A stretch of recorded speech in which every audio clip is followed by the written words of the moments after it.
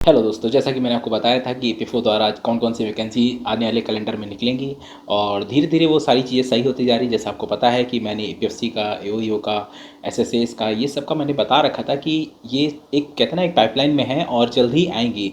और उसी के लिए देखो दोस्तों, बहुत लोगों का मैसेजेस आए कि सर उसमें आप कुछ वीडियो बनाइए, तो मैं उसी लेकर, चूँकि एक वीडियो मैंने 2019 से बनाया था जब लास्ट वाली वैकेंसी आई थी, उसके बाद मैं आज पूरी डिटेल फिर से आपके साथ साझा कर रहा हूँ ताकि आपकी जो भी क्वेरीज़ हैं वो सॉल्व हो जाएँ। देखिए, वीडियोस तो सबने बनाए, बहुतों ने बनाए, लेकिन जो बारीक चीज़ें हैं वो मैं आपको इस वीडियो में बताऊंगा कि उसमें प्रमोशन क्या होता है, प्रोविज़न एग्ज़ाम क्या होता है, सैलरी क्या होता है और वर्कलोड क्या होता है, ये सारी चीज़ें मैं बताऊंगा। सबसे पहले हम बात करते हैं फॉर्म की। दोस्तों, जो फॉर्म की लास्ट डेट है वो 26 अप्रैल है। इसमें 2 फॉर्म निकले हुए हैं। एक है सोशल सिक्योरिटी असिस्टेंट, जिसको एसएसए बोलते हैं। दूसरी है स्टेनो। ठीक है, ये लगभग जो एसएसए की वो 2600 के ऊपर पोस्ट है और ये लगभग 200 के अराउंड स्टेनो की है। ठीक है, ये जो 2 पोस्टें जितनी निकल आई हैं इतनी ही रहेंगी, इसमें कुछ घटने बढ़ने का सीन नहीं होता, ये वो इतनी ही रहेंगी। अब इसमें जो खास बात है दोस्तों ये है कि ये जो पेपर है इस बार ये नेशनल टेस्टिंग एजेंसी करा रही है। लास्ट टाइम ये पेपर आईबीपीएस ने कराया हुआ था और जब आईबीपीएस ने कराया था तो सेम बैंक के पैटर्न पे हुआ था और जिसमें उसमें हम लोग की ड्यूटी लगती थी और इन्फोर्समेंट ऑफिसर के तौर पर हम लोग को सेंटर्स पे सारी चीज़ों पे जाके एग्ज़ाम कंडक्ट कराने पड़ते हैं। और दोस्तों, मेन चीज़ क्या है कि ये जो एग्ज़ाम है, ये एग्ज़ाम पहले डबल फेज़ में होता था, मतलब इसमें एक प्रीलिम्स होता था फिर मेंस होता था, है ना। लेकिन इस बार क्या है कि इस बार सिंगल पेपर है। सिंगल पेपर का सीधे टाइपिंग टेस्ट है। दोनों पेपर अलग अलग होंगे, पहली चीज़। ठीक, और इसमें क्या है कि टाइपिंग मांगी गई है। ठीक है, हिंदी में या इंग्लिश में। ठीक है, इंग्लिश में 35 वर्ड पर मिनट, हिंदी में 30 वर्ड पर मिनट। तो आप जो भी स्टूडेंट्स इंटर पास हैं वो स्टेनो डाल सकते हैं और जो ग्रेजुएट पास हैं वो दोनों डाल सकते हैं। तो आप लोग को जैसा लगता है उसको डाल के तैयारी शुरू कर सकते हैं, क्योंकि इसमें जो एज है वो 18 से 27 साल मांगी गई है। अब दूसरी जो ज़रूरी बात है वो कि पेपर का जो सिलेबस है वो दोनों का अलग अलग है। अगर हम बात करें एसएसए के सिलेबस की, जो एसएसए का है उसमें 2 घंटा 30 मिनट का पेपर है। ठीक है, 150 मिनट का पेपर है, 150 ही क्वेश्चन आएंगे, जिसमें क्वांटिटेटिव एप्टीट्यूड है, जनरल अवेयरेंस है ना, प्लस उसके बाद इंग्लिश का है, प्लस कंप्यूटर का है ना, मैथ रीजनिंग हो गया, जनरल अवेयरेंस हो गया, कंप्यूटर का हो गया। ये टोटल मिला के इस तरह से लगभग 150 क्वेश्चन है, जिसमें 30 और फिर 50 और 10 नंबर का ये आपका कंप्यूटर का रहेगा। ठीक उसी तरह जो स्टेनो का है उसमें 2 घंटा 10 मिनट का पेपर है, मतलब 130 मिनट का पेपर है, लेकिन वहाँ क्वेश्चन 200 हैं। 200 में जिसमें 100 लगभग कहते हैं ना इंग्लिश के हैं, बाकी जनरल एप्टीट्यूड है और फिर जनरल अवेयरेंस का कंप्यूटर भी है। तो ये 50-50 क्वेश्चन है। बाकी का जो 100 है वो है आपका जनरल इंग्लिश का। तो 130 मिनट में उधर 200 क्वेश्चन है स्टेनो में और इधर 150 मिनट में 150 ही क्वेश्चन है, क्योंकि इधर मैथ है, रीजनिंग है, इंग्लिश है, जनरल अवेयरेंस है, जिसमें सारी चीज़ें लगभग पूछ लेता है, करंट अफेयर्स, हिस्ट्री, पॉलिटी, ये सब पूछ लेता है, प्लस इसके साथ साथ कंप्यूटर का भी है। तो इस तरह से आप समझ गए कि ये 2 पेपर हैं, अलग अलग होंगे। दोनों में जो माइनस मार्किंग 1/4 की है। अब दोस्तों देखो, समझने वाली बात ये है कि जो पेपर ये इस बार का पहला है ना, ये पेपर पहले मेंस में होता था, अब इन्होंने सीधे मेंस वाले पेपर को ही रख दिया है। उसके बाद जो स्किल टेस्ट है वो सिर्फ क्वालिफाइंग नेचर का है, उससे कोई स्कोर नहीं आपका घटेगा बढ़ेगा, आपकी जो मेरिट बनेगी वो इसी फर्स्ट फेज़ के हिसाब से ही बनेगी।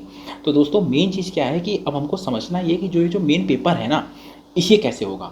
मेन पेपर में आपको बता दूं दोस्तों कि जो इसमें मैथ है, रीजनिंग है, इंग्लिश है, जनरल अवेयरेंस है, जो खेल है ना पूरा का पूरा वो सिर्फ जीए करेगा।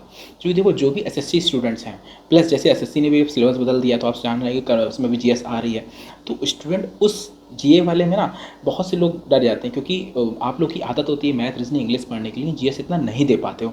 तो मैं आपसे यही कहूँगा दोस्तों कि जीएस को अगर आपको पढ़ना है ना तो आपको बराबर अच्छा समय देना पड़ेगा, क्योंकि ये मान लो ये इस पेपर में स्कोरिंग हाई जाएगी जाएगी, क्योंकि 2600 प्लस सीटें हैं।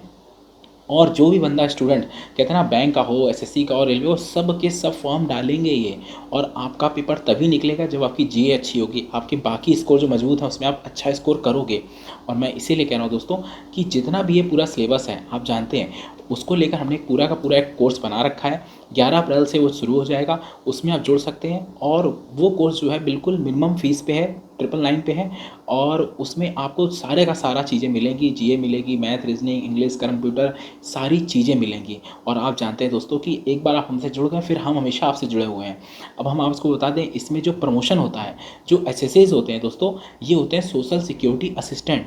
अगर हम हायरार्की की बात करें तो डिपार्टमेंट में सबसे नीचे एमटीएस होता है, एमटीएस के ऊपर एलडीसी आते हैं, एलडीसी के ऊपर होते हैं ये एसएसएस जो 2800 ग्रेड पे होते हैं। यही जो असिस्टेंट कंसर्न जो डिपार्टमेंट ईएसआई वहाँ पे यही पोस्ट पे 2400 में ग्रेड पे आते हैं, लेकिन यहाँ पे 2800 ग्रेड पे आते हैं एसएसएस।